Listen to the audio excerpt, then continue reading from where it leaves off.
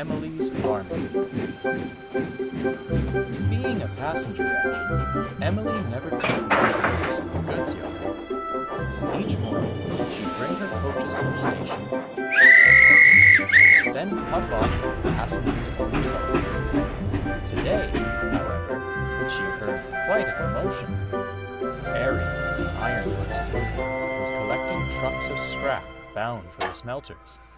He clattered around, shoving the trucks roughly. Come on, get moving! He rumbled. The trucks were cross. They slipped on their brakes, and Harry came to a halt. He growled as the trucks tittered with laughter.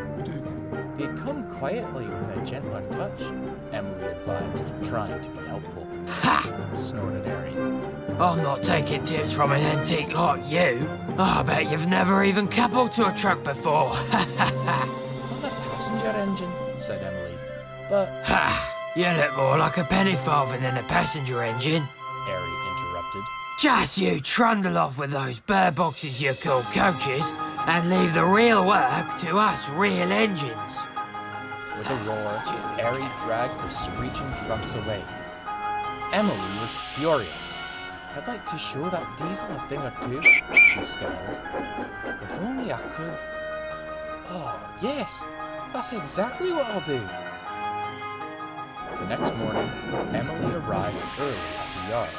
Scrap trucks were scattered around the sidings. She gently buffered up to one. What's going on?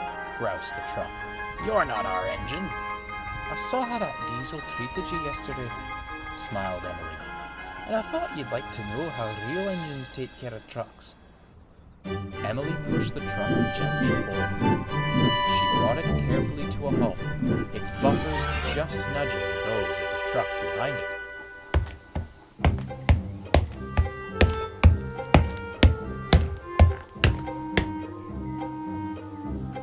Right then, said Emily. Let's get the rest of you sorted.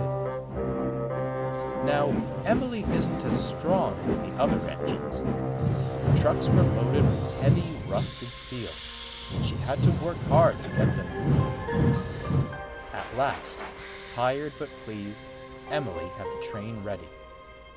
When Harry arrived, he was speechless. A gentler touch seemed to do this time. But what do I know? I'm not a real engine, winked Emily, and she left to find her coaches. Harry was furious. He banged into the trucks as he backed down. Who's this horrid oily thing? They cried. We want Emily. Harry ignored them, but the next few days were awful. The trucks gave him more trouble than ever. They only wanted to be pulled and shunted by Emily. It didn't take long for Harry to catch a scheme of his own. I was wrong, he said when he next saw Emily. You are a proper engine, and I have much to learn. Emily smiled triumphantly. Do you think you can take these trucks to the scrapyard for me? They don't want me to do it. They're like your own little army. Please, show me how you do it. Of course, smirked Emily. I'll show you how to handle them. Perhaps if Emily hadn't been so conceited, she might have remembered she wasn't built for goods trains. The trucks were pleased to see her, and when the guard's whistle blew, she tried to move forwards. The big wheels had trouble gripping the rails, and the trucks were heavier than ever. At last, she began to move slowly out of the station. Must be my lucky day, Smirked Harry. I'll get trucks of scrap and an engine to take to the smelters. Out on the main line, Emily was not enjoying herself. It was hard work to keep the train moving. The trucks were behaving well, and even began to sing. Emily's Army here to stay. Emily's Army on our way. This made Emily smile, and she puffed determinedly on. Just when she thought it was becoming easy, the line started to slope downwards. She felt the weight of the trucks on the bumpers, and the train picked up speed. Ooh! She cried. The wheels couldn't get a proper grip, and the brakes